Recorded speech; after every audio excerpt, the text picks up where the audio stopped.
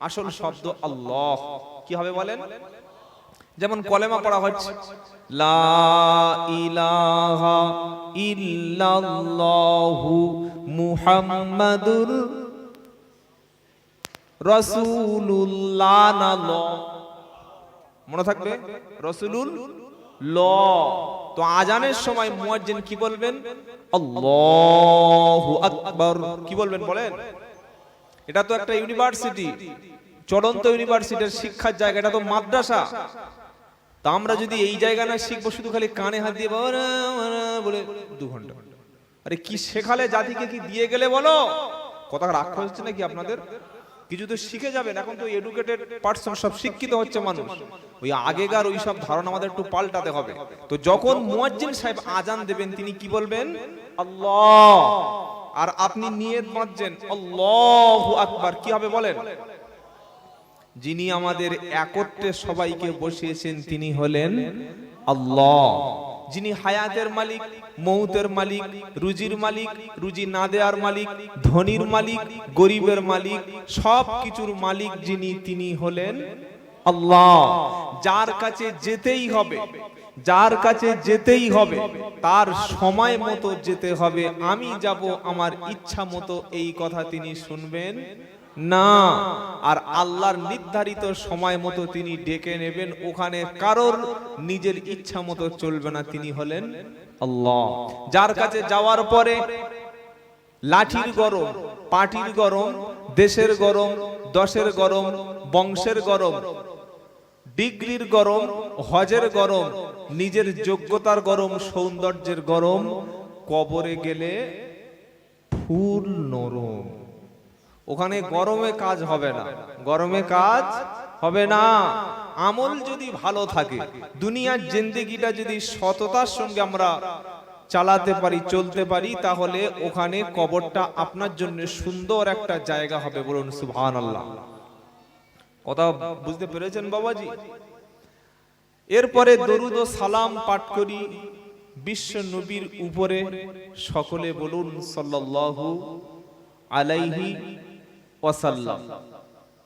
পৃথিবীতে যতগুলো দেশ আছে, পৃথিবী তো আর এই ছোট নয়। আমরা মনে করি যে আমরা এই ইডিন্ডায় বাস করি। ইডিন্ডা তো মানে থানাটা কি?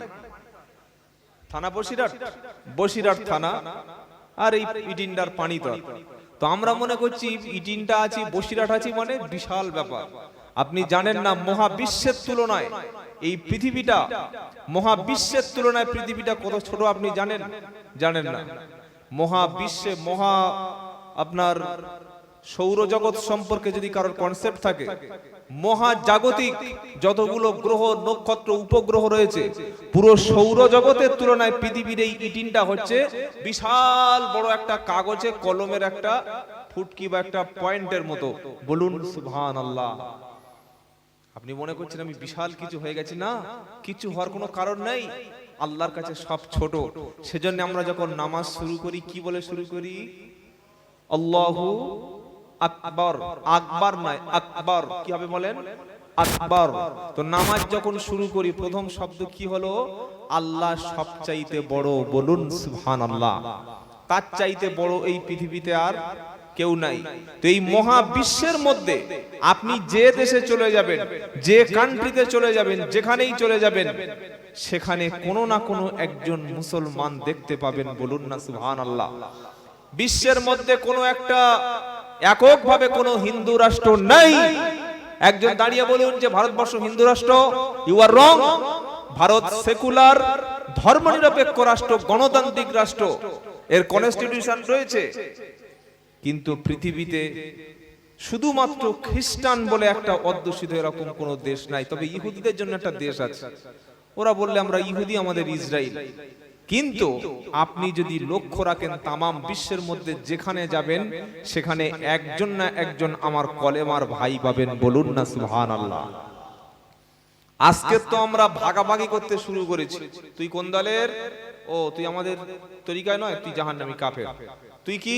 বললে আমি অন্য দলের। বললে তোর তো জানাজা পড়ব না, তুই হারাম, জাহান্নামী। আচ্ছা, বর্তমান বিশ্বের এই প্রেক্ষাপটে দাঁড়িয়ে এগুলো কি বলা যাবে বাবা? যাবে?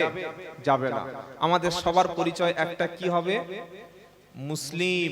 আমাদের সবার পরিচয় কি বলেন? জোরে বলেন। মুসলিম। ওমান আহসানু কওলাম মিম্মান দাআ ইলাল্লাহ ওয়া আমিলা সালিহাও ওয়া ক্বালা ইন্নানি মিনাল মুসলিমিন। শুধু শব্দগুলো শুনবেন। 24 পারা 19 পৃষ্ঠা 6 নম্বর লাইনে 34 নম্বর আয়াত, সূরার নাম হামিম সাজদা। আল্লাহ পাক শোনাচ্ছে ওয়ামান আহসানু কওলাম মিম্মান দাআ ইলাল্লাহ ওয়া আমিলা সালিহাও ওয়া ক্বালা ইন্নানি মিনাল মুসলিমিন। তার চাইতে ভালো কথা, তার চাইতে ভালো স্টেটমেন্ট, তার চাইতে ভালো বক্তব্য, তার চাইতে ভালো লেকচার আর অন্য পৃথিবীতে কারোর হবে না। বলল হুজুর কোন বক্তার লেকচারটা ভালো বলো, কার বক্তব্য শুনবো বলো, আল্লাহর কাছে কার মুখের কথাটা দাম বেশি বলো। তো কোরআন শোনাচ্ছে আল্লাহর কাছে তার কথাটা সবচাইতে দামি, তার শব্দটা সবচাইতে দামি, ওই বাক্যটা সবচাইতে দামি যে বাক্যটা হলো মানুষদেরকে খারাপ রাস্তা থেকে এনে আল্লাহ রাস্তায় মানুষদেরকে ডেকে আনে। বলুন সুবহানাল্লাহ। আল্লাহ রাস্তায় মসজিদের ইমাম সাহেবরাও ডাকছে, মুয়াজ্জিন সাহেবরাও ডাকছেন, দিনের বড় বড় দায়ীরা তারাও ডাকছে, আলেমরা মাদ্রাসায় বসে কিতাবের খেদমত করছে, মুফাসসিররা তাফসীরের খেদমত করছে, মুহাদ্দিসরা হাদিস দিয়ে আল্লাহ রাস্তার দিকে ডাকছে, বক্তা বক্তব্য করে আল্লাহ রাস্তার দিকে ডাকছে। যে ব্যক্তি মানুষদেরকে ভোলা ভোলা মানুষদেরকে খারাপ মানুষদেরকে ডেকে আল্লাহ রাস্তার দিকে ডেকে আনে, কোরআন বলছে ওই ব্যক্তির কথাটা আল্লাহর কাছে সবচাইতে দামি, ওর চাইতে সুন্দর কথা পৃথিবীর আর কারোর হবে না। যে ব্যক্তি আল্লাহর দিকে মানুষকে ডেকে আনে এবং ও আমিলা সালিহা নিজে আমল করে, ভালো কাজ করে, আমলে সলে করে, আর ওয়াকালা ইন্নানি মিনাল মুসলিমিন, আর নিজেকে বলে আমি মুসলমানদের মধ্যে একজন। নিজেকে কি দাবি করে? জোরে বলে। বললে হুজুর অন্যান্য নবীদের পরিচয়টা কি ছিল বলো? আমাদের সবার জাতির পিতার নাম হলো ইব্রাহিম আলাইহিস সালাম। বললে হুজুর ইব্রাহিম আলাইহিস সালাম জাতির পিতা কেন? তো আল্লাহর নবী পাক সাল্লাল্লাহু আলাইহি সাল্লাম শোনাচ্ছে আমরা যে গোপটা ছোট করি, আমরা যে খাতনা দি, মুসলমানি দি, এগুলি ইব্রাহিম আলাইহিস সালামের সুন্নাত। চুল পেকে গেলে লাল করতে হয়, এগুলো ইব্রাহিম নবীর সুন্নাত। আমাদের সমাজের মধ্যে অধিকাংশ সুন্নাতগুলি ইব্রাহিমের, তিনি হলেন জাতির পিতা। বললে হুজুর তো গল্প হচ্ছে, দলিল পত্র কি আছে বার করো। তো কোরআন শোনাচ্ছে মিল্লাতা আবিকুম ইব্রাহিম হুয়া সাম্মাকুমুল মুসলিমিন। জোরে বলুন সুবহানাল্লাহ। তোমাদের সবার জাতির পিতা হলেন কে? ইব্রাহিম, আর তিনি মুসলমানদের মধ্যেও শামিল। জোরে বলুন না সুবহানাল্লাহ। ওখানে কি শব্দ ছিল? ওমান আহসানু কওলাম মিম্মান দাআ ইলাল্লাহ ওয়া আমিলা সালিহাও ওয়া ক্বালা ইন্নানি মিনাল মুসলিমিন। ওখানে কি শব্দ ছিল বলেন? মুসলিমিন। আর এখানে ইব্রাহিম আলাইহিস সালাম কি বলছে? কথা বলেন, একটু বলবেন তো জবাব। মুসলিম। এবার চলুন আল্লাহ পাক আমাদের নবীকে বলছেন, নবী বলো কুল ইন্না সালাতি ওয়া নুসুকি ওয়া মাহইয়ায়া ওয়া মামাতি লিল্লাহি রাব্বিল আলামিন লা শারীকা লাহু ওয়া বিযালিকা উমিরতু ওয়া আনা মিনাল মুসলিমিন। জোরে বলুন। 8 নম্বর পারা 8-9 নম্বর পৃষ্ঠার 7 নম্বর লাইনের 182 নম্বর আয়াতে আল্লাহ পাক শুনিয়ে দিচ্ছে, শুনে রাখো। আল্লাহ পাক তার নবীকে শোনাচ্ছে, কুল নবী তুমি বলো ইন্না সালাতি নিশ্চয়ই আমার নামাজ, ওয়া নুসুকি নিশ্চয়ই আমার কুরবানি, ওয়া মাহইয়ায়া নিশ্চয়ই আমার হায়াত, ওয়া মামাতি নিশ্চয়ই আমার মাউত, লিল্লাহি রাব্বিল আলামিন কার জন্য? জোরে বলেন। চারটি কাজ এখানে শুনিয়েছে। এক নম্বর, কুল ইন্না সলাতি, নিশ্চয়ই আমার নামাজ কার জন্য। নামাজ পড়লে সওয়াব আছে না নাই? কিন্তু নামাজ পড়লেও গুনাহ আছে, এটা কখনো জানেন? জানেন জানেন এ কোন মৌলবী এটা মনে হচ্ছে আপনাদের এখানে বলে না, আমি বলছি শুনুন। দিনের মধ্যে 3 বার নামাজ পড়লে গুনাহ হবে। একটা ফজরের নামাজের ওয়াক্ত শেষ হয়ে গেলে ওই সময় নামাজ পড়লে সওয়াব না গুনাহ? দেখছেন নামাজ পড়লে গুনাহ হচ্ছে কি? গুনাহ হয় না? ও তো হারাম টাইম। আবার দ্বিতীয়, সূর্য যখন মাথার উপরে চলে আসে যোহরের টাইমের কিছু পূর্বে, ওই সময় নামাজ পড়লে কি হবে? জোরে বলেন। যারা চুপ করে আছে সওয়াব হবে নাকি? হারাম, ওই সময় নামাজ পড়া হারাম। 3 নম্বর হলো, সূর্য যখন অস্ত যাবে মাগরিবের নামাজের কিছু পূর্বে, ওই সময় নামাজ পড়লে কি হবে? গুনাহ। এখানে আল্লাহ বলছেন ইন্না সালাতি, নিশ্চয়ই আমার নামাজ। নামাজ যখন আল্লাহর জন্য পড়া হবে, ওই নামাজটাও আল্লাহর হুকুম মতো টাইম মতো পড়তে হবে। একটা উদাহরণ দিলাম। দ্বিতীয় উদাহরণ হলো, সেজদা দেওয়া ভালো কাজ না খারাপ কাজ? সেজদা দেওয়া খারাপ কাজ না ভালো কাজ? জোরে বলেন। সবাই বলছেন ভালো কাজ। মসজিদে সেজদা দিলে সওয়াব হবে। কেউ যদি কোনো মাজার জিয়ারত করতে গিয়ে আল্লাহর ওলির মাজার জিয়ারত করলে সওয়াব আছে না নাই? 1 নম্বর সওয়াব হলো, মাজার জিয়ারত করলে, কবর জিয়ারত করলে 2টি লাভ হবে। 1 নম্বর লাভ হলো, যে ব্যক্তি কবর জিয়ারত করবে, ওই কবরখানা যখন দেখবে, বাপের কবর দেখবে, মায়ের কবর জিয়ারত করবে, দাদারও কবর জিয়ারত করবে, কবর যখন জিয়ারত করবে আল্লাহর আখিরাতের কথা তখন স্মরণ হবে।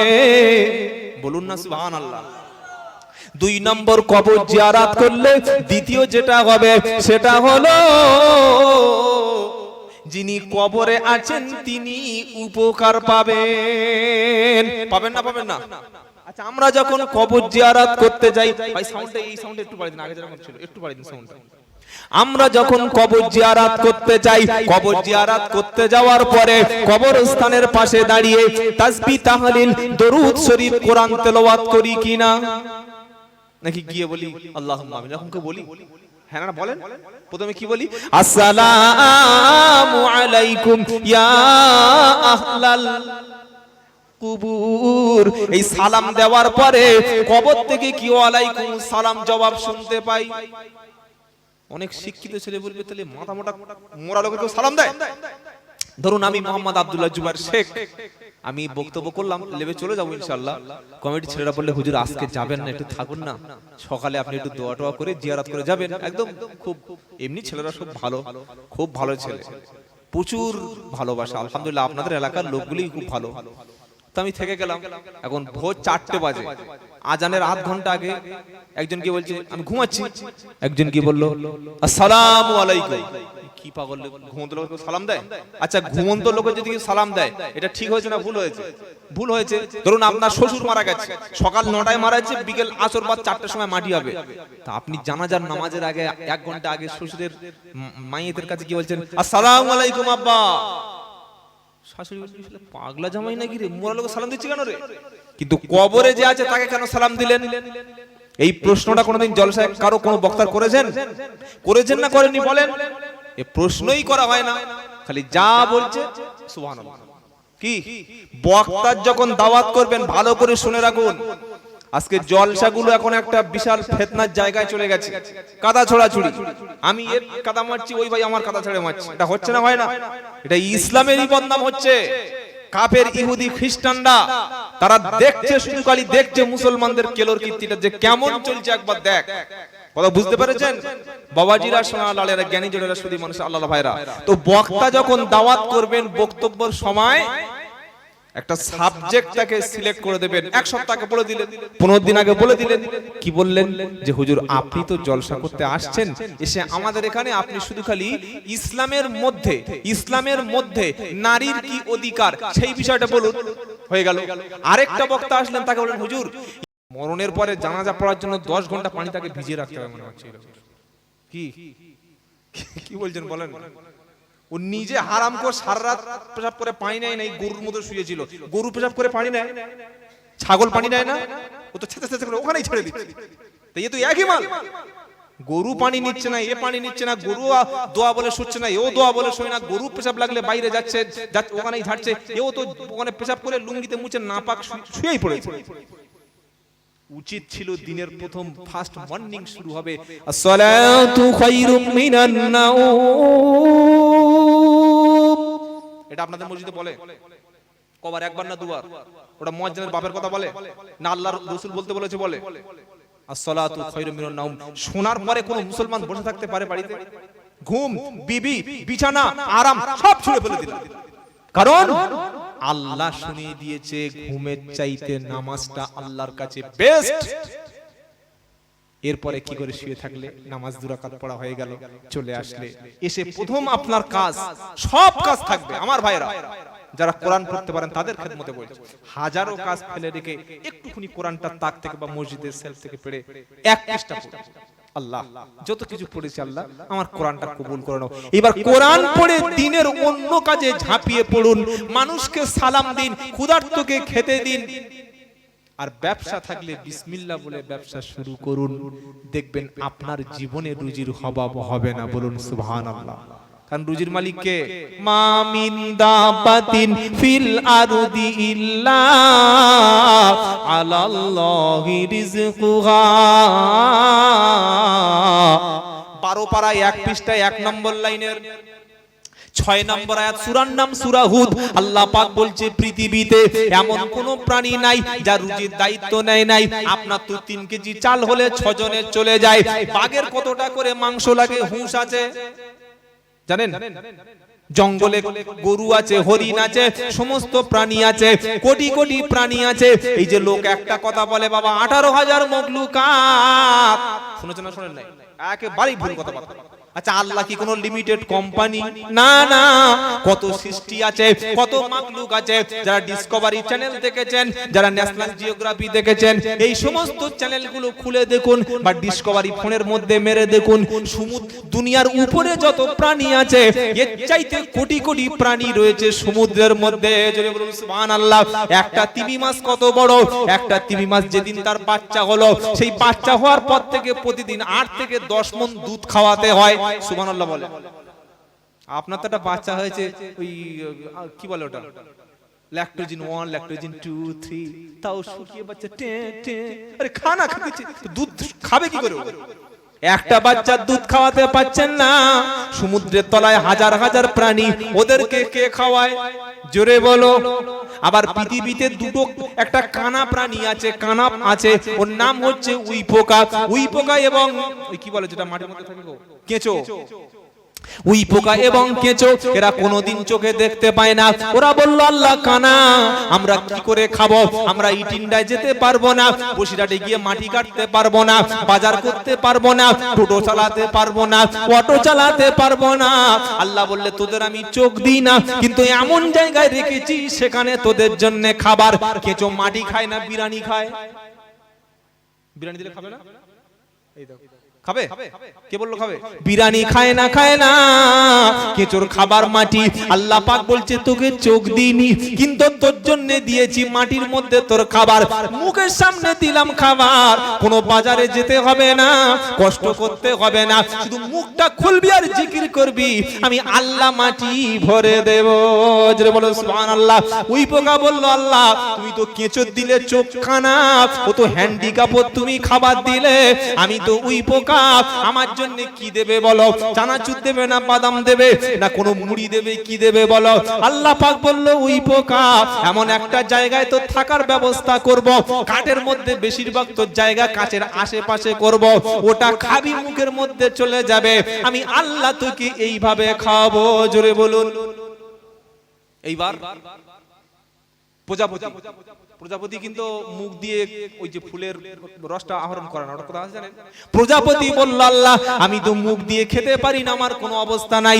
আল্লাহ পাক বললে প্রজাপতি তোর যে পা রয়েছে, সুরগুলো রয়েছে, ওখানে খাবার মেশিনটা বসিয়ে দিয়েছি। প্রজাপতি তুই যখন পতঙ্গের, তুই যখন ফুলের উপরে যখন বসবি, ফুলের রেণুটা যখন একটু ওপেন হয়ে যাবে, ওতে পা বসবে, তোর মুখ নয় বরং হাতে পায়ে আমি আল্লাহ খাবার রেখেছি, ওখান থেকে খাবার অটোমেটিক ভিতরে চলে যাবে। জোরে বলো। কি করে আল্লাহ খাওয়ায় দেখো, তুমি বলছো আল্লাহ আমার খাওয়াতে পারবে না, আমি খেতে খাতে, নামাজ কেন পড়ছো না তুমি দেখো। মশা বলল আল্লাহ আমার তো গেলেই মারবে। কি মশা খেতে গেলে মারবে না?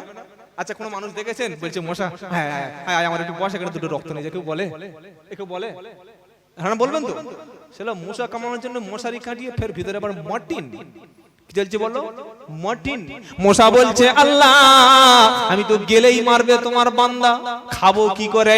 আল্লাহ পাক বলছে শোন, যখন দেখবি এমন জায়গায় দেখবেন, আমি গবেষণা করে দেখেছি মশা ঠিক সেন্টার জায়গায় বসে, এখানে এখানে, ঠিক বলছি ভুল বলছি? ওই এমন জায়গায় বসবে না যেখানে বসলে ঝাপাট, ও জায়গায় বসবে না, ও ঠিক বেকায়দায় জায়গা বসবে। বলছে আল্লাহ বলছে, মশা বলছে আল্লাহ আমি তো বসবো কিন্তু খাবো কি করে? এই বন্ধুরা আল্লাহ বলছে তোর ঠোঁটে একটা ইনজেকশনের সিরিঞ্জ দিয়েছি, ওটা কিন্তু যেখানে সেখানে ফোটাবি না। কত বড় আল্লাহ, একবার সেজদায় পড়ে বলুন আল্লাহু আকবার। মাঝে মাঝে সেজদা দেবেন আর বলবেন আল্লাহ। আল্লাহ পাক বলছে মশারে তোর আমি একটা সূচ দিয়েছি, সূচটা কিন্তু সিমেন্টের গায়ে ফোটাবি না, টিউবলাইটের ঠোকালে সুই কিন্তু ভেঙে যাবে, লোহার উপরে মারবি না, কোনো শক্ত জায়গায় মারবি না। মশা দেখবেন কখনো হাড়ের উপরে কামড়ায় না, নখের উপরে কামড়ায় না, হাড়ির উপরে কামড়ায় না। প্রথমে এসে বসবে, মাটিটা দেখে নেবে যে মাল এখানে হাল চষতে পারবো কিনা। মশা এসে দেখবে নরম জায়গা, এইবার যখন সিগন্যাল হয়ে গেল মশা সুই দিয়ে দেখে নিল জায়গাটা রক্ত টানতে পারবো, সঙ্গে সঙ্গে মশার ব্রেন বলে দিল মশা তুলে নে কিছু রক্ত, প্রথমে একটু হালকা লাগবে তারপর রক্ত তুলে নিবি, এভাবেই তোকে বাঁচিয়ে রাখবো। সুবহানাল্লাহ বলে, তার নাম আল্লাহ। গরু বলছে আল্লাহ তা আমি কি করবো? আল্লাহ বলছে শোন তুই থাকবি কোথায় বল, ছাদে থাকবি না মাঠে থাকবি? আল্লাহ বলছে আমার মাঠটা ঠিক করে দাও। আচ্ছা গরু যদি ছাদে থাকতো ও পায়খানা পেশাব করতে নষ্ট করতো না? করতো না। আল্লাহ বলছে গরু তোর জন্য মাঠ দিলাম, মাঠে ঘাস দেব, ঘাসের মধ্যে তোর খাবারটা রেখেছি, ওখানে খাবি, ছাগলও খাবে। সবাই বললো খাবো। এবার বাঘ বলছে আল্লাহ আমি কি খাবো? বলছে তুই মানুষ খাবি, চুপ কর ধরে দিচ্ছি। আচ্ছা কেউ গিয়ে দেখেছেন যে বাঘের কাছে বলছে ভাই এসছি অনেকদিন পর আমার একটু মুসাফা করো, কেউ বলে?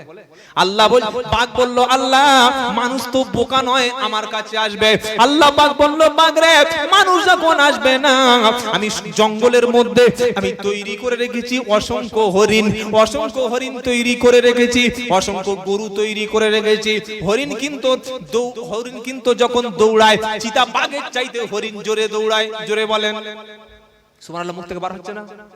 চিতাবাঘ যদি ঘন্টায় দৌড়ায় 70 কিলোমিটার পার আওয়ার মাইলেজ চিতাবাঘের, কিন্তু হরিণের কত? ওর চাইতে আরো 2 কিলোমিটার পার আওয়ার ওর হর্স পাওয়ার বেশি। কিন্তু হরিণ যত দ্রুত দৌড়ায় হরিণের মধ্যে আল্লাহ একটা ফল্ট করে দিয়েছে। বাঘ গিয়ে বলছে আল্লাহ আমি তো হরিণকে দৌড়াতে যাই কিন্তু ও আমার চাইতে ওর রানটা বেশি, কিলোমিটারটা বেশি, কি করে ধরবো? আল্লাহ পাক বলছে বাঘ সে সিস্টেম আমি করে দিয়েছি।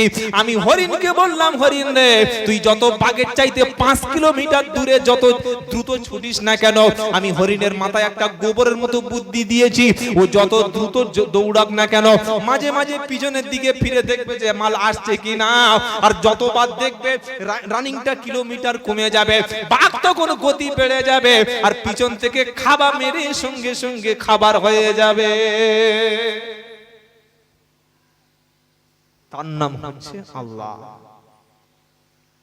আরেকটা কথা বলি, আল্লাহ কত বড় সায়েন্টিস্ট, বিজ্ঞানী দেখেছেন কখনো? এসব ভাবেন? ভাবেন বউ আছে কি খাবে, আমি কি খাবো, এটাই চিন্তা। আল্লাহ বলছেন সৃষ্টি জগৎ নিয়ে ভাবো। কুল সিরু ফিল আরদ, কুল সিরু ফিল আরদ ফানজুরু কাইফা কানা আকিবাতুল মুকাদ্দিবিন। সুবহানাল্লাহ বলে। কোন মানুষের যদি পা না থাকে সে কি হাঁটতে পারবে? একদম এখান থেকে কাটাই দেন, আমার দিকে দেখেন, পুরো এখান থেকে কাটা। ও কি করবে? লাঠির জায়গায় হুইল চেয়ার নেবে। সাপ বলল আল্লাহ আমার তো কোনো পা নাই। সাপের পা আছে? কথা বলে না। সাপের পানাই বলল আল্লাহ আমি কি করে যাব? আল্লাহ পাক বলছে তোমার শরীরে, তুমি তো রেপটাইল, তুমি তো সরীসৃপ, তোমার শরীরে এমন একটা অংশ, এমন একটা জায়গা করে রেখেছি, তোমার মন যখন চাইবে আমি আল্লাহ ফার্স্ট তোমাকে আমি রাস্তা দেখিয়ে দেব। জোরে বলুন সুবহানাল্লাহ। এইভাবে আল্লাহ খাওয়ায়। এবার একটা জিনিস ভালো করে লক্ষ্য রাখবেন, ছাগলের গালে দাঁত আছে, গরুর গালে দাঁত আছে, কুকুরের গালে দাঁত আছে। এই ছাগল আর কুকুরের দাঁত কি এক? আচ্ছা আমার বক্তব্য বুঝতে পারছেন? ছাগলের গালে দাঁতগুলো চ্যাপ্টা চ্যাপ্টা, কারণ ছাগল কি খাবে বলেন না, জোরে বলেন। ঘাস। ছাগল কি মাংস খায়? ছাগল খায়? মাংস দিলে তো পালাবে, বলে আমাদের দিচ্ছে অন্য যদি। ছাগলের ঘাস খাবে বলে আল্লাহ তার দাঁতটা করলো চ্যাপ্টা। এবার কুকুর কি খাবে? মাংস, তাই তো, কাঁটা। কুকুর যখন বলল আল্লাহ আমি মাংস খাবো, ঘাস খাবো না, আল্লাহ বললেন ঠিক আছে তোর দাঁতটা কিন্তু ছাগলের মতো দেব না। কি একদম হাত দিয়ে একবার দেখবেন কেমন লাগে। দাঁতটা দিলাম সরু সরু, ছাগলের দাঁতটা দিলাম চ্যাপ্টা। এমাল ঘাস খাবে কিন্তু মাংস খাবে না, আর কুকুর মাংস খাবে ঘাস খাবে না, সেজন্য ওকে দিলাম ধারালো, আর ছাগলের দিলাম চ্যাপ্টা। মানে মাংস খাওয়ার দাঁত আলাদা, ঘাস খাওয়ার বা সবজি খাওয়ার দাঁত। জোরে বলো। এবার মানুষ বলল আল্লাহ, যখন সৃষ্টি করা হচ্ছে মানুষ বলছে আল্লাহ আমি তো মাঝে মাঝে সবজি খাবো, মাঝে মাঝে মাংস খাবো। আল্লাহ যদি কুকুরের মতো দাঁত বান্দা দিয়ে দিত, হুল হুল সরু সরু, সারা সপ্তাহ মাংস সংগ্রহ করতে পারতো না। সেজন্য আল্লাহ বললে তো দু চারটে চ্যাপ্টা দিয়েছি, সবজি খাবি 6 দিন, মাংস খাবি 1 দিন। কিছু দাঁত দিয়েছে ধারালো, আর কিছু দাঁত দিয়েছে চ্যাপ্টা। সামনের দাঁতগুলো মাংস টেনে ছিঁড়ে মেরে দাও, পাশের দাঁতগুলোতে খাবার চ্যাপ্টা। এটা মাংস খাবে, সবজিও খেয়ে নেবে। এরপরে মুসলমান বলছে আল্লাহ থেকে দেখা যান, তুই তো কপাল পড়া। এই যারা নাস্তিক বলছে কই আল্লাহ দেখা যায় না, আনসিন ইজ নাথিং, যা দেখি না বিশ্বাস করি না। তুই তোর পিঠটা নিজে দেখতে পারবি? আয়নার সাহায্য ছাড়া নিজের মুখটা দেখতে পারবি? নিজের মুখ তুই দেখতে পাস না, তুই আল্লাহ দেখবি কি করে? গুরু কথা। বাবাজিরা সোনারা নাই নিষ্ঠমানেরা আল্লাহ আলা ভাইরা, তো রুজির মালিক কে বলেন? ফজরের নামাজ পড়ে চলে গেলে, এই যার বলছিলাম আমলনামা ওজন হবে, সেদিন গুনাহগারের আমলটা কম হবে আর গুনাহটা ভারী হয়ে যাবে। যখন গুনাহ ভারী হয়ে যাবে তালফাহু উজুহাহুমুন নার ওয়া হুম ফিহা কালিহুন। তালফাহু উজুহাহুমুন নার ওয়া হুম ফিহা কালিহুন। সেদিন গুনাহগারের আমলনামা যখন পাপটা বেশি হবে, নেকিটা যখন হালকা হবে, গুনাহগারের আমলনামা সেদিন যখন হালকা হবে, সেদিন আল্লাহ পাক শোনাবে তালফাহু উজুহাহুমুন নার ওয়া হুম ফিহা কালিহুন। পাপিষ্ট ব্যক্তির মুখটা কিন্তু আমি আল্লাহ পুড়িয়ে দেব। আহা, পাপিষ্ট ব্যক্তির মুখটা পুড়ে যাবে, কিন্তু নেককার নামাজি মুমিন ব্যক্তির মুখে আল্লাহ একটা নূর দেবে। বলুন না সুবহানাল্লাহ। বলে যে আমি তো কালো, আরে কালো থাকবে না দুনিয়ায়, বোকা কথা, আখিরাতে থাকবে না। কালো রূপ চেঞ্জ হবে, মুখের ব্রণগুলো চেঞ্জ হবে, সব দাগগুলো চেঞ্জ হবে। সেদিন আল্লাহ ঈমানদারদের জন্য নূর দেবে। আম্মা জান আয়েশা সিদ্দিকা রাদিয়াল্লাহু তাআলা আনহা আল্লাহর নবীকে জিজ্ঞাসা করলেন, নবী আদম থেকে আপনার উম্মত পর্যন্ত কোটি কোটি বিলিয়ন ট্রিলিয়ন উম্মত হবে, আপনার উম্মত হিসাবে কি করে চিনবেন? নবী বললেন, শোনো আয়েশা, 100 কালো ঘোড়া, 100 কালো ছাগলের মধ্যে, 100 কালো ঘোড়ার মধ্যে একটা ঘোড়ার কপাল যদি সাদা থাকে, ওটা আইডেন্টিফাই করা সহজ হবে না, কঠিন হবে, ওটা অবশ্যই চিনে নেওয়া যাবে। অন্যান্য সব নবীর উম্মতের মধ্যে কোন নবীর উম্মতের নূর থাকবে না, কিন্তু আমি নবী, আমি যেমন শ্রেষ্ঠ, আমার উম্মতও তেমন শ্রেষ্ঠ। আমার উম্মতের যারা, তাদের মধ্যে নামাজ থাকবে, নামাজের আগে লোক ওযু করে, দিনে 5 বার নামাজ পড়বে, 5 বার নামাজ পড়ার আগে 5 বার ওযু করবে। বলে হুজুর ওযুর কথা কোরআনে কোথায় লেখা আছে বলো? ইয়া আইয়ুহাল্লাযীনা আমানু ইদা কুমতুম ইলাস সালাতি ফাগসিলু ওযুহাকুম ওয়া আইদিয়াকুম ইলাল মারাফিকি ওয়ামসাহু বিরুউসিকুম ওয়া আরজুলাকুম ইলাল কাবাইন। 6 নম্বর পারা 7 নম্বর পৃষ্ঠা 1 নম্বর লাইনে 6 নম্বর আয়াত, সূরার নাম সূরা মাইদা। আল্লাহ পাক বলছে বিশ্বাসী ঈমানওয়ালারা তোমরা যখন নামাজের জন্য প্রিপারেশন নেবে, নামাজের জন্য যখন তৈরি হবে দাঁড়াবে, আগে তোমাদের ফাগসিলু উজুহাকুম মুখমণ্ডল ধুয়ে নাও, ওয়া আইদিয়াকুম ইলাল মারাফিকি দুই হাতের কনুইয়ের উপর পর্যন্ত ধুয়ে নাও, ওয়ামসাউ বিরুসিকুম মাথা মাসাহ করো, ওয়া আরজুলাকুম ইলাল কাবাইন আর পায়ের গাঁটের উপর পর্যন্ত ধুয়ে নাও, তাহলে তুমি পবিত্র হয়ে গেলে। জোরে বলুন সুবহানাল্লাহ। যারা 5 বার ওযু করবে তাদের জীবনে কখনো চর্মরোগ বলতে কিছু হবে না, মুখে তাদের কোনো কালো স্পট পড়বে না, নামাজি ব্যক্তির সেদিন নূর হবে। নবী বললেন আয়েশা আখিরাতে নামাজি ব্যক্তির নূর হবে, ওই নূর দেখে আমি নবী চিনে নিয়ে জান্নাতে যাব।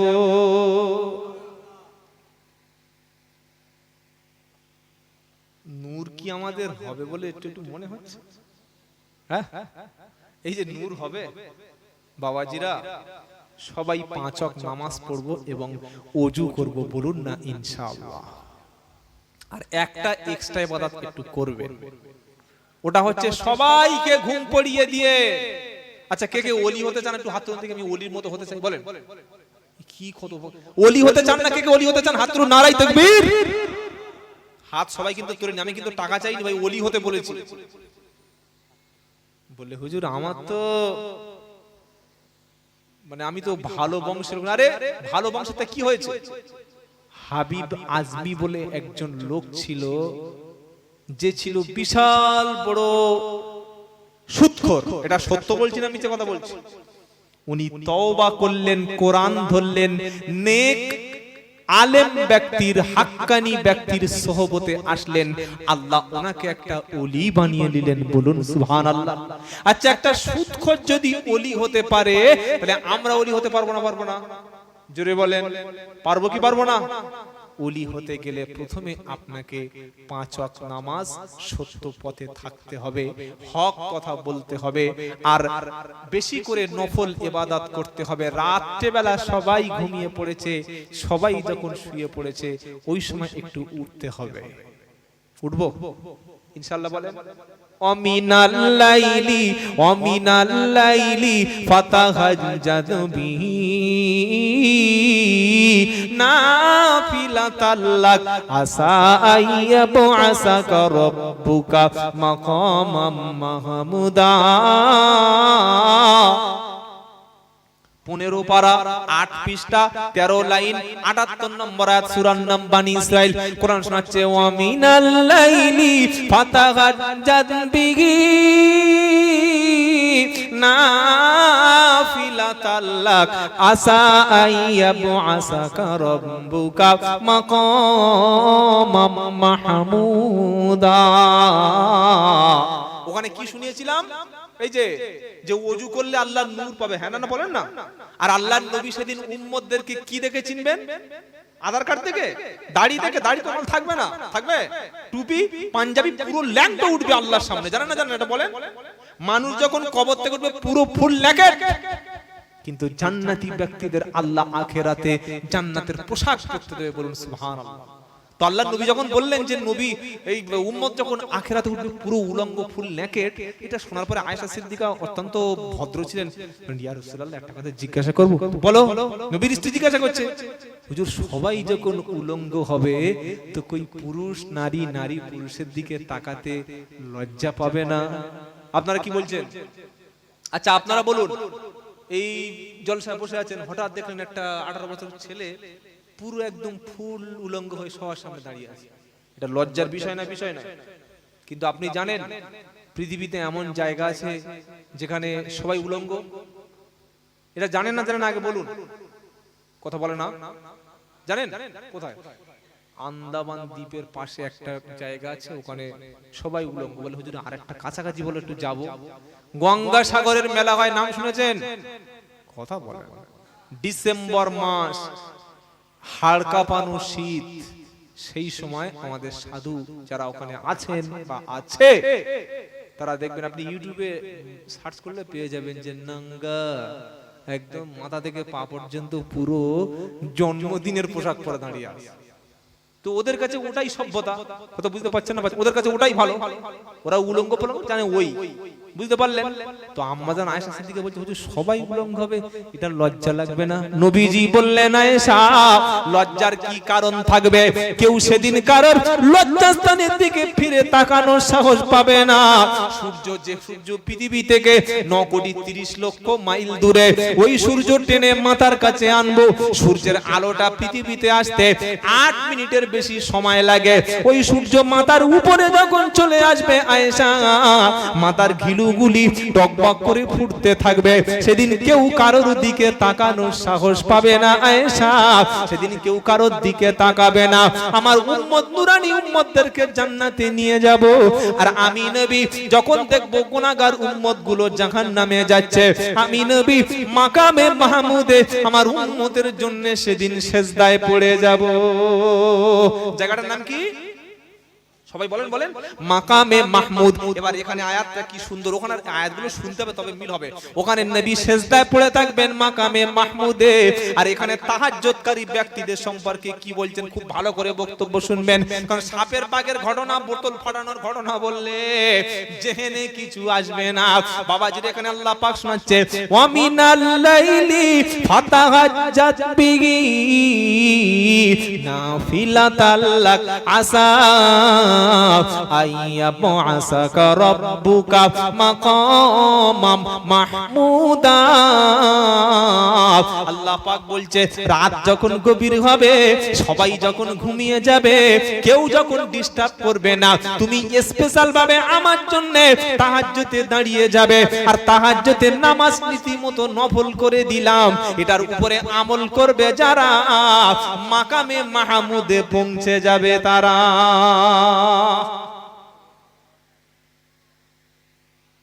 সারা রাত গাঁজা খেয়ে ফোনে ফ্রি ফায়ার পাবজি খেলে, পরের হারাম মেয়ের সাথে পরের বউর সঙ্গে সারা রাত কথা বলে, ফোনে চার্জ নাই, ফোন সুইচ অফ করে চার্জারের পিনে পুশ করে দিয়ে একটা বিড়ি টেনে শুয়ে বলছে এ দাঁড়াবে মাকামে মাহমুদে? মাকামে মাহমুদে নবীর সামনে যদি দাঁড়াতে চাও, এই আল্লাহর ঘরের মধ্যে এসে বসে যাও, আর রাত্রিবেলা 2 রাকাত নামাজ, আহা তাহাজ্জুদ। আল্লাহর নবী বললেন আল্লাহ পাক আরশ থেকে প্রথম আসমানে ফার্স্ট ফ্লোরে তিনি নেমে আসেন, এসে বান্দাদেরকে ডাকতে থাকেন, যারা বিপদে আছে ওই বান্দাদেরকে তিনি উদ্ধার করার জন্য ডাক দেন, কল করেন। বলুন সুবহানাল্লাহ।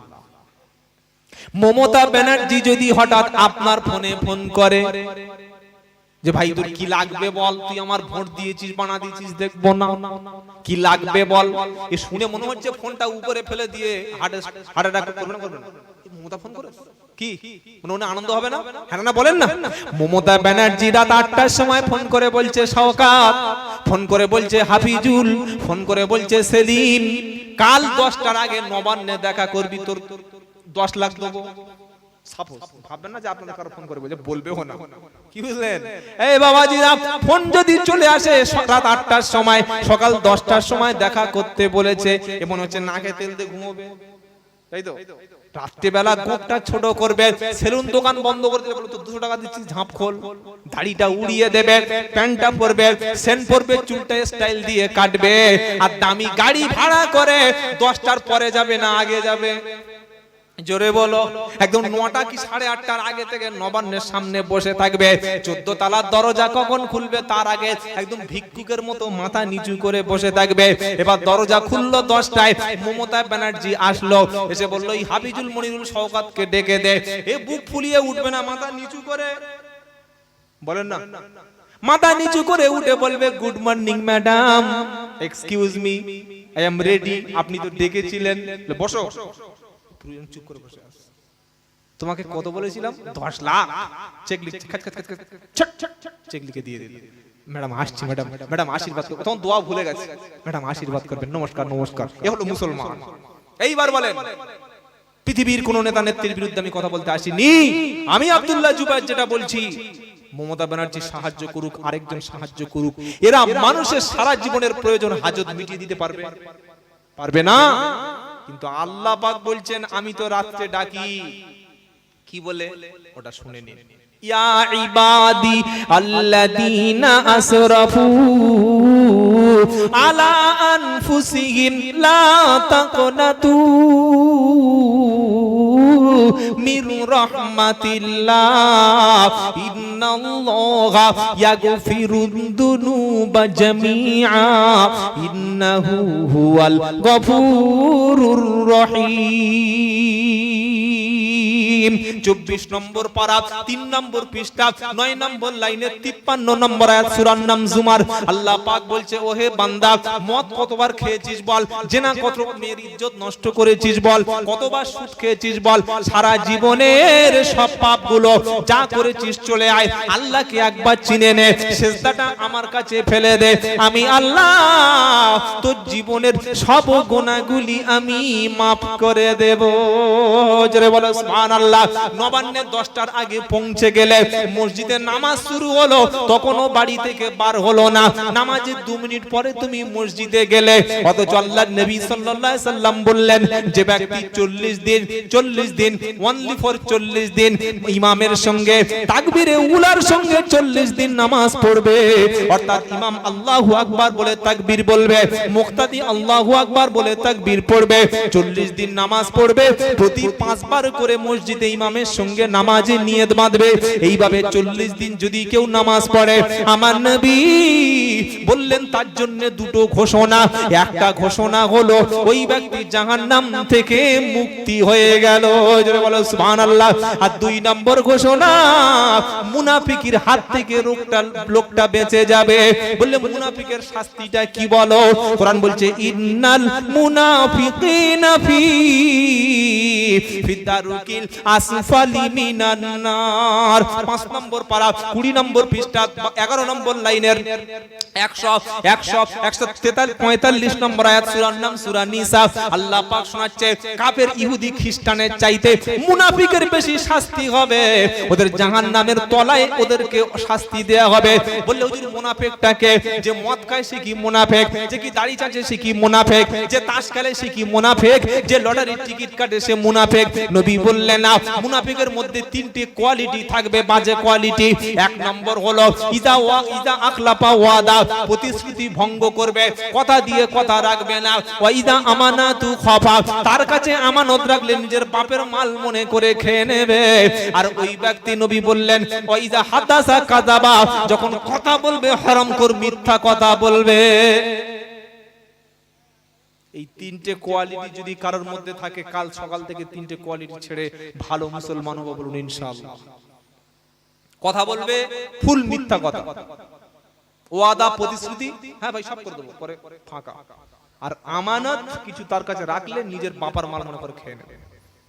বুঝলেন বাবাজি? এই বাবাজি রাসনা আল্লাহ পাক তাই টাইম কোন বাজে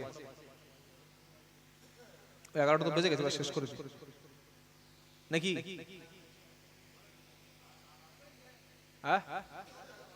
আধ ঘন্টা বলবো, ফজরের নামাজ পড়বেন তো ইনশাআল্লাহ। কোথায় বাড়িতে নাকি মসজিদে? জামাতে আসবেন, জামাত। আহা, নবীর জীবনের শেষ ইবাদত ছিল নামাজ। নবীর জীবনে দাঁড়াতে পারছে না, কাঁপছে ঠকঠক করে। 2জন সাহাবীর কাঁধের উপরে ভর করে গিয়ে আল্লাহর নবী জামাতে নামাজ পড়লেন, বলুন সুবহানাল্লাহ। আল্লাহ পাক ইসলাম ঐক্য চেয়েছে, ইউনিটি চেয়েছে। আজ হাজার ফেরকায় মুসলমান বিভক্ত। কেউ বলল আমি আহলে হাদিস, বুকে হাত বাঁধি, কেউ বলল হানাফি নাবির নিচে, কেউ বলল আমরা শাফি, কেউ বলল মালিকি, কেউ বলল আমি ফুরফুরার মুরিদ, কেউ বলল আমি তাবলীগ, কেউ বলল কাদরিয়া, চিশতিয়া। বলছে না, বলে না? কিন্তু আমি প্রথমে যে আয়াতগুলো তেলাওয়াত করেছিলাম, আমাদের পরিচয় কি? জোরে বলো। মুসলিম। আমরা ফুরফুরাকে কেউ ভালোবাসি, কেউ তৌফিক জামাতের লোক, কেউ অন্য পীরের মুরিদ, কেউ বসিরহাট হুজুরের ভালোবাসেন, কেউ আজমির হুজুরের ভালো লোক আছে না নাই? কিন্তু আপনি যদি মনে করেন যে আমি যে দল করি এটাই একমাত্র ভালো আর বাদ বাকি সব কাফের। আচ্ছা, আমেরিকায় মুসলমান আছে না নাই? আছে। আমেরিকায় সব ধর্মের সব মানে লোক আছে না নাই? আমেরিকায় গিয়ে কেউ যদি বলে যে আমেরিকান লোকরা ওরা তো আমাদের ফুরফুরা সিলসিলা মানে না, বা কোনো তাবলীগ জামাতের লোক গিয়ে বলছে না ওরা তো আমাদের তাবলীগে বার হয় না, বা কোনো আহলে হাদিস গিয়ে বলছে কই ওরা তো আমাদের এই সহি হাদিস মানে না, সব জাহান্নামী কাফের, এটা বলতে পারবেন? নো, ইউ আর রং, আপনি ভুল বলছেন। আল্লাহর নবীকে জিজ্ঞাসা করা হলো, হুজুর মুসলমান কারা? নবী বললেন, তোমাদের সাথে যে নামাজ পড়ে, তোমাদের কিবলাকে যে কিবলা মনে করে, তোমাদের হাতের জবাই করা পশুর হালাল খাবার যে খায় সে মুসলিম। বলুন সুবহানাল্লাহ। একটা লোককে যখন রাস্তার পাশে বেঁধে পেটানো হবে, আকলাককে যখন মারা হচ্ছিল, আফরাজুলকে যখন মারা হচ্ছিল, হাফেজ জুনাদকে যখন মারা হচ্ছিল, মুসলমানদের যখন মব লিঞ্চিং করা হয়, যখন মুসলমানদের গরু কাটা করা হয়, তখন জিজ্ঞাসা করছে তুই আহলে হাদিস তো, তুই ইমাম শাফির মানিস তো, তুই হানাফি ঘরের ছেলে তো, তুই ফুরফুরা পীর সাহেবের মুরিদ তো, তুই তাবলীগ জামাতের লোক তো, এইগুলো বলে তবে জবাই করে, তাই তো? এখনো কেন বুঝতে পারছেন না? যে যেটা করছেন সেই দলেই থাকুন, দল পাল্টানোর দরকার নেই। তবে মনে রাখবেন, যিনি কলেমা পড়েছেন তিনি আমার, আস্তে জোরে বলেন ভাই, তিনি আমার ভাই। আপনার ভাইটার আঘাত করলে কষ্ট হয়, আর অন্য কোনো একটা ভাই যদি অপমান, আপনার তো কষ্ট হয় না। এটা নবী শিখিয়েছেন, ঐক্য ধরে রাখো। আর ঐক্য আনার জন্য ইসলাম দিয়েছেন নামাজ। জোরে বলুন, ওয়াস্তাইনু ওয়া আকিমুস সালাতা ওয়া আতুজ যাকাতা ওয়া রুকাউ মা'র রাকিঈন। এক পারা সূরা বাকারার 43 নম্বর আয়াতে ডান দিকের পৃষ্ঠার উপর থেকে 7টা 8টা লাইন নিচেতে আল্লাহ পাক বলছে, নামাজও কায়েম করো, যাকাতও প্রদান করো, আর জামাতে তুমি নামাজ পড়ো। জোরে বলুন, নামাজ জামাতে হবে। কে ছোট লোক জামাতে দাঁড়িয়ে আছে, কে গরিব লোক দাঁড়িয়ে আছে, আমিরও দাঁড়িয়েছে জামাতে নামাজে মসজিদে, আর ফকিরও দাঁড়িয়ে আছে আমিরের পাশে। ও কোনোদিন বলতে পারবে, আমির কখনো ফকিরকে বলতে পারবে না। ইমেলে দাঁড়িয়ে আছে মসজিদের ফাঁস কাতারে, আর তার পাশে যদি তার বাড়ির কাজের লোকটা দাঁড়ায়, আমিরের ক্ষমতা নাই, বলবে পিছনে যা। এর নাম হলো ইসলাম। জোরে বলুন সুবহানাল্লাহ। আল্লাহ পাক বলছে, নামাজটা দিয়েছি এক করার জন্য, তুমি কেন বুঝতে পারছো না? আজকে তোমার শত্রু বিশ্বে চতুর্দিকে ছেয়ে নিয়েছে, শুধু কুচি কুচি করে তোমাকে কাটা হবে। বলে হুজুর বাঁচার উপায়টা কি? তো বাঁচার উপায় কোরআন বলে দিচ্ছে, ওয়ালা তাহিনু ওয়ালা তাহজানু ওয়া আনতুমুল আলাউনা ইন কুনতুম মুমিনিন। 4 নম্বর পারা 6 নম্বর পৃষ্ঠা 9 অথবা 10 নম্বর লাইনের 139 নম্বর আয়াত, সূরার নাম সূরা আলে ইমরান। আল্লাহ পাক শোনাচ্ছে, তুমি ভয় পেও না, তুমি টেনশন করো না, ডিপ্রেশন করো না, চিন্তা করো না, তুমি অবশ্যই জয়ী হবে, তুমি অবশ্যই জয়ের নিশানার পতাকাটা উড়াবে, একমাত্র যদি তুমি মুমিন হও। মুমিন হবে যারা, মুমিন হবে যারা, কেবলমাত্র তারা দুনিয়াতে জয়ী হবে। বললে হুজুর মুমিন হলে জয়ী হবে, আখিরাতে মুমিনরা কি কোথায় যাবে? মুমিন মানে বিশ্বাসী। আল্লাহ পাক বলছে, দুনিয়াতে মুমিনদের গায়ে কেউ হাত দেবে না, মুমিন কখনো অপমানিত হবে না, মুমিন কখনো চিন্তা টেনশন করবে না, আর মুমিনের মরণের পরে আখিরাতে জান্নাত তার জন্য ঠিকানা। জোরে বলুন সুবহানাল্লাহ। বললে এটা আবার কোন গল্প বললে বলো? হে বাবাজিরা, কোরআন শোনাচ্ছে, ওয়াদাল্লাহুল মুমিনিনা ওয়াল মুমিনাতি জান্নাতিন তাজরি মিন তাহতিহাল আনহার খালিদিনা ফিহা ওয়া মাসাকিন তাইয়িবাতান ফি জান্নাতি আদ ওয়া রিদওয়ানুম মিনাল্লাহি আকবার যালিকা হুয়াল ফাউজুল আযীম। 10 নম্বর পারা 17 নম্বর পৃষ্ঠা 14 নম্বর লাইনের 72 নম্বর আয়াত, সূরার নাম সূরা তাওবা। আল্লাহ পাক বলছে, মুমিন মুমিনদের দুনিয়াতে সম্মান বাঁচাবো। জোরে বলেন, মুমিনদের ইজ্জত সম্মান আমি সমস্ত দায়িত্ব আমি নেব। এ পাড়ায় তৃণমূলের একজন সাপোর্টার থাকলে তার উপরে অত্যাচার হলে তৃণমূল ছেড়ে দেবে না। কংগ্রেসের সাপোর্টার থাকলে তার উপরে বিনা কারণে অত্যাচার হলে কংগ্রেস একে ছাড়বে না। সিপিএম এর সমর্থক হলে সিপিএম এর তার উপরে অত্যাচার তৃণমূল কংগ্রেস করলে ওর কেউ ছেড়ে দেবে না। বিজেপির সাপোর্টার কর্মী দলের লোক যদি থাকে, অন্য বিরোধী রাজনৈতিক দল তার উপরে অত্যাচার করলে বিজেপির নেতারা ছাড়বে না। আর আল্লাহ পাক বলছে, বান্দা আমি তোকে কি দুনিয়ায় এমনি এমনি ছেড়ে দিয়েছিস? তুই মনে করছিস কি সংখ্যালঘু, তুই মনে করছিস মাইনরিটি। আমি আল্লাহ বললাম না, তোরা সংখ্যালঘু নয়, কিন্তু তোর সাথে আমি আল্লাহ আছি। জোরে বলো সুবহানাল্লাহ। এই বাবাজিরা, সোনারা, লালেরা, আল্লাহ পাক শোনাচ্ছে, ওয়াদাল্লাহুল মুমিনিনা ওয়াল মুমিনাত। আমি আল্লাহ মুমিন পুরুষ মুমিন নারীর জন্য প্রতিশ্রুতি দিয়েছি। তোদের নেতারা প্রতিশ্রুতি দেয়, কথা কিন্তু রাখে না। আমি আল্লাহ কখনো প্রতিশ্রুতি ভঙ্গ করি না। আমি আল্লাহ প্রতিশ্রুতি দিয়েছি, মুমিন হবে যারা, নারী হবে পুরুষ হবে, ওই মুমিন মুমিনাতের জন্য আমি আল্লাহ জান্নাতের ওয়াদা করে রেখেছি। যে জান্নাতের তলদেশে ঝর্ণাগুলো থাকবে, মিষ্টি পানিগুলি কুলকুল করে বয়ে যাবে। আর তোর জন্য জান্নাতে উত্তম একটা ঘর দেয়া হবে। আর আমি আল্লাহ জান্নাতে তোর জন্য সবচাইতে বেশি রাজি হব। জোরে বলো সুবহানাল্লাহ। সেই আল্লাহর জন্য কবে মসজিদের মধ্যে বসে একটু কোরআন শিখবে বলো? বাবাজিরা, এখনো নামাজ যারা পড়ছেন না, কোরআন জানছেন না, বড় বিপদ আমাদের সামনে আসছে। বিশ্বাস করুন, কোন দল মত নির্বিশেষে, পার্টি, ক্ষমতার, লিডার, কালার কিছুতে আপনার উপকার করতে পারবে না। তবে হ্যাঁ, যদি ঈমান থাকে, আল্লাহর উপরে ভরসা থাকে, বিপদে পড়লে ফেরেশতা পাঠিয়ে উদ্ধার করবেন কে? জোরে বলেন, মাইয়াত্তাকিল্লাহা ইয়াজআল লাহু মাখরাজা ওয়া ইয়ারযুকু মিন হাইসু লা ইয়াহতাসিব। 28 পারা সূরা তালাকের 6 নম্বর আয়াত। আল্লাহ বলছেন, যে বাজারা আমি আল্লাহর দিকে ভয় করবে, ও যদি কখনো বিপদে পড়ে যায়, ওকে আমি যে কোনো ভাবে উদ্ধার করব। আর ওর যদি রুজির কষ্ট হয়, খাদ্যের অভাব হয়, যে কোনো ভাবে আমি খাদ্য পৌঁছে দেব। আর এমন ভাবে খাদ্য পৌঁছে দেব ও নিজে কল্পনা করতে পারবে না। বলুন সুবহানাল্লাহ। বললে হুজুর আল্লাহর দিকে ভয় করলে খাবার পাবে, আর কি আমল করলে নিরাপত্তা আর খাবার পাবে বলো? তো কোরআন শোনাচ্ছে, ফালিয়া বুদু